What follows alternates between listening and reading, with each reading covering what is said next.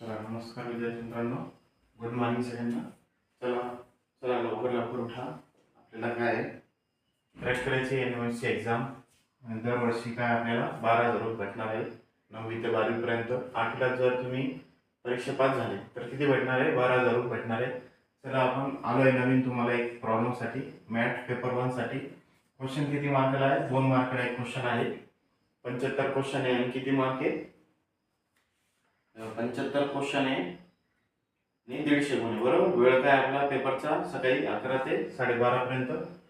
हे काय प्रॉब्लेम कोणत्या चॅप्टरवरती आहे? जे आपल्याला 8वीला रॅशनल नंबर आहे, परिमेय संख्या, त्याच्यावरती हे एक क्वेश्चन आलेले आहे 2 मार्कला. तर आपण त्याला सॉल्व्ह करू. एका अभयारण्यात जेवढे पक्षी आहेत त्यापैकी किती आहे टोटल पक्षी? बरोबर. म्हणजे काय पक्षी जे किती मानले त्यांनी? एक्स मानले आपण. बरोबर. त्यापैकी किती आडवे पक्षी म्हणजे 1/2 पक्षी आकाशात विहीर करतात. बरोबर. 1/2 पक्षी प्लस 1/3 पक्षी झाडावर बसलेले आहेत आणि 1/8 पक्षी जमिनीवर काय दाणे खातात.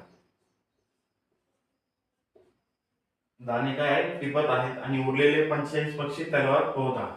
तर उरलेले किती आहे? 45च उरलेले आहे. आपल्याला काय टोटल किती पक्षी आहे तर पक्ष्याची संख्या एकूण किती ते दाखवायचं आहे. समजलं काय? बघा 1/2 म्हणजे काय आपण पक्षीची संख्या काय धरली? आपण एक्स धरली. बरोबर. तर किती पक्षी आहे?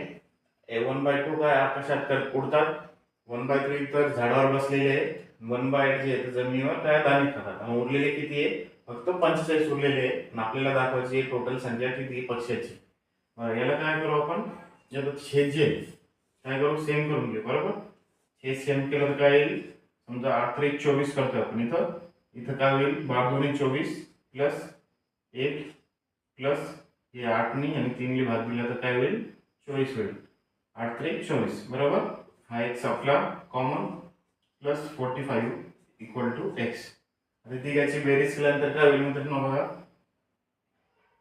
23/24 एक्स प्लस 45 = एक्स. बरोबर आहे. आपण काय लिहू? एक्स = हा जो 23/24 आहे हा काय होईल? मायनस प्लस आहे तिकडे जाईल काय होईल?